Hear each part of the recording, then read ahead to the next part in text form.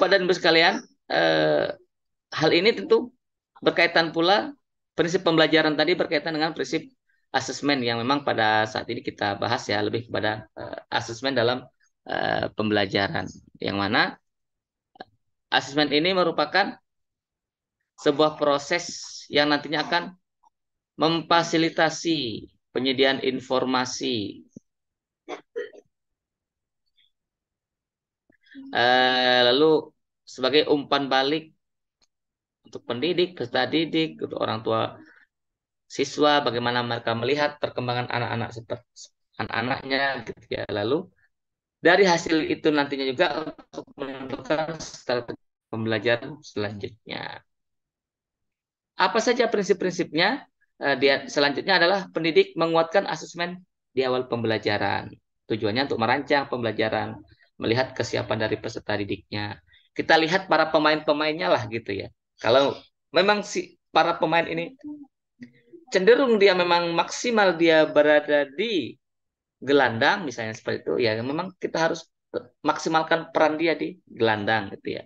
Kalaupun sesekali mungkin dia harus berada di bagian penyerang ya mungkin ketika kita perlu memahamkan pada mereka saja gitu ya bahwasanya perlu juga merasakan menjadi penyerang tapi maksimalnya dia gelandang. Kita menyiapkan peserta didik. Ini loh yang akan saya hadapi satu kelas ini gambaran karakternya gitu ya Bapak Ibu ya.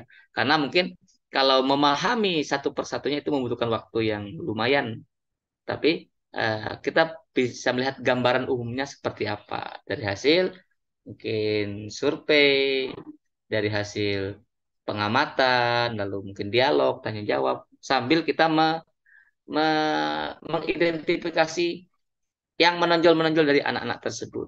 Misalnya yang memang sangat kesulitan gitu ya, atau anak mungkin yang sudah memiliki kemampuan di bawah, yang memiliki kemampuan di bawah dari teman-temannya. Seperti itu.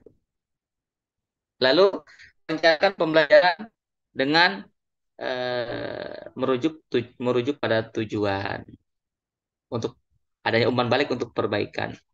Lalu umpan balik berupa kalimat dukungan untuk menstimulasi pola pikir yang bertumbuh. Pendidik melibatkan peserta didik dalam melakukan asesmen. Nanti akan kita bahas asesmen formatif, asesmen sumatif. Mereka menilai diri sendiri. Ini ada juga ya penilaian antar teman, refleksi, dan bagaimana mereka semakin menyadari kemampuan ada dalam dirinya setelah pembelajaran berlangsung. Setelah pembelajaran selesai ataupun dalam proses pembelajaran.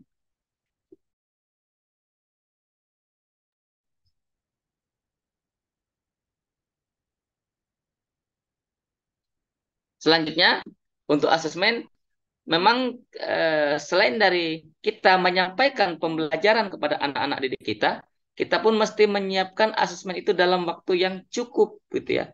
Menjadi sebuah proses pembelajaran juga. Nanti akan masuk dalam asesmen yang tidak semata-mata mengejar nilai seperti itu, tidak mengejar hasil akhir, tetapi proses pembelajaran ada asesmen yang kita memperoleh informasi dari asesmen tersebut. Lalu pendidik menentukan kriteria sukses dalam menyampaikannya kepada peserta didik sehingga mereka memahami ekspektasi. Lalu berkolaborasi dalam merancang asesmen dengan rekan-rekan guru untuk